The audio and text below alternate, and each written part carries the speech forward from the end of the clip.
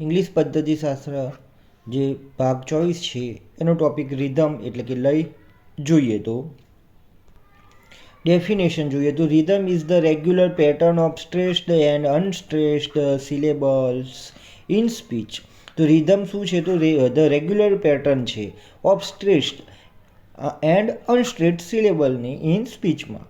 તો બોલતી વખતે ભારવાળા એટલે કે સ્ટ્રેસ્ડ અને ભાર વગરના એટલે કે અનસ્ટ્રેસ્ડ અક્ષરખંડોની નિયમિત ગોઠવણીને રિધમ એટલે કે લય કહેવાય છે.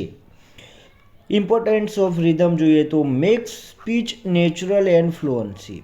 તો ઇમ્પોર્ટન્ટ છે શું છે તો સ્પીચ છે એ નેચરલ અને ફ્લુઅન્ટ બનાવે છે, બોલવામાં સ્વાભાવિકતા લાવે છે. મિત્રો ચેનલ સબસ્ક્રાઈબ કરી લેશો, બેલ આઇકન દબાવી દેશો. આગળ છે તો ઇમ્પ્રૂવ્સ પ્રોનાઉન્સિએશન. ઇમ્પ્રૂવ સુધારે છે. પ્રોનાઉન્સિએશન એટલે કે ઉચ્ચારણ સુધારે છે. થર્ડ છે મેક્સ કોમ્યુનિકેશન ઇફેક્ટિવ. કોમ્યુનિકેશન એટલે કે સંવાદમાં બે વ્યક્તિઓ વચ્ચેની જે વાતચીત છે એને ઇફેક્ટિવ એટલે કે અસરકારક બનાવે છે અથવા મદદ કરે છે. Features of rhythm. રિધમનું જે ફીચર્સ છે જોઈએ તો English is a stress timed language. Angrezi stress time language એટલે કે ભાષા છે. Stressed syllables occur at regular intervals. Stress syllable છે તો એ શું તો નિયમિત અંતરે આવે છે. સ્ટ્રેસ સિલેબલ્સ એટલે કે ભારવાળા અક્ષરખંડો છે નિયમિત અંતરે આવે છે. આગળ છે અનસ્ટ્રેસ્ડ સિલેબલ્સ આર સ્પોકન મોર ક્વિકલી. અનસ્ટ્રેસ્ડ જે સિલેબલ છે તે સ્પોકન બોલાય છે મોર ક્વિકલી ઝડપથી, એટલે કે ભાર વગરના જે અક્ષરખંડોનો ઉચ્ચાર છે એ ઝડપથી થાય છે. મિત્રો વિડીયો ગમે તો વિડીયોને મિત્ર વર્તુળમાં અવશ્ય શેર કરશો. એક્ઝામ્પલ્સ છે જોઈએ તો I want to go to school. I want to go to school. તો એમાં સ્ટ્રેસ વર્ડ્સ કયા છે તો વાન્ટ, પછી છે ગો અને સ્કૂલ. તો આ સ્ટ્રેસ વર્ડ્સ છે. એ જ રીતે સેકન્ડ એક્ઝામ્પલ છે she bought a new book. She bought a new book, જેમાં સ્ટ્રેસ વર્ડ જોઈશું તો બોટ છે, પછી ન્યૂ અને બુક છે. આ તો આ શું છે તો એના વર્ડ્સ છે સ્ટ્રેસ્ડ વર્ડ્સ. આગળ વન લાઇનર નોટ્સ જોઈએ તો rhythm is the pattern of stressed and unstressed syllable.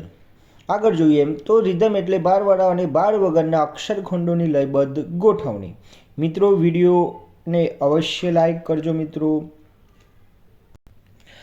English is a stressed timed language. English is a stress timed language એટલે અંગ્રેજી ભાર સમય આધારિત ભાષા છે. અંગ્રેજી કઈ ભાષા તો સ્ટ્રેસ ટાઇમ્ડ લેંગ્વેજ એટલે કે ભાર સમય આધારિત ભાષા છે. રિધમ મેક સ્પીચ નેચરલ એટલે કે લય. રિધમ એટલે શું થશે લય બોલવામાં સ્વાભાવિકતા લાવે છે. બોલવામાં શું સ્વાભાવિકતા લાવે છે. Stressed સિલેબલ્સ are pronounced more strongly. Stressed syllable જે છે pronounce more strongly.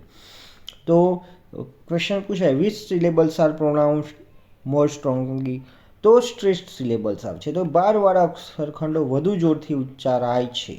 અનસ્ટ્રેસ્ડ સિલેબલ્સ are pronounced more quickly. અનસ્ટ્રેસ્ડ તો ભાર વગરના અક્ષરખંડોનો ઉચ્ચાર ઝડપથી થાય છે. ભાર વગરના જે અક્ષરખંડો હોય છે એટલે કે અનસ્ટ્રેસ્ડ સિલેબલ્સ છે એ એનું પ્રોનાઉન્સ છે એ ક્વિકલી હોય છે, મોર ક્વિકલી હોય છે.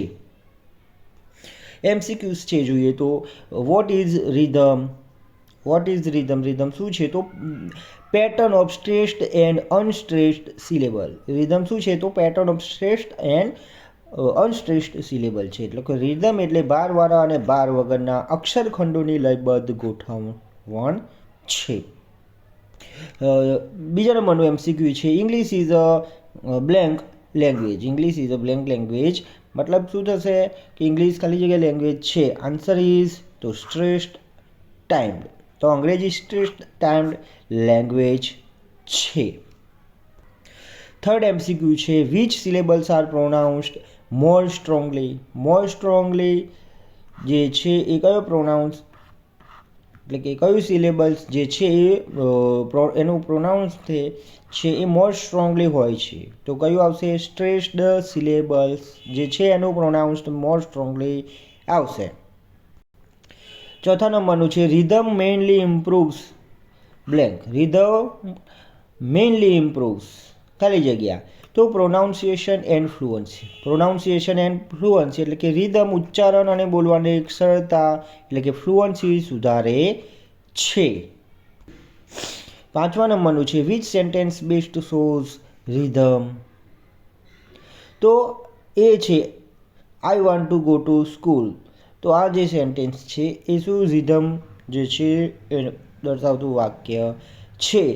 મિત્રો ચેનલ પર નવા હોય તો સબસ્ક્રાઈબ કરી બેલ આઇકન દબાવી દેજો જેથી કરીને નવા વિડીયોની નોટિફિકેશન છે તમને મળી રહે.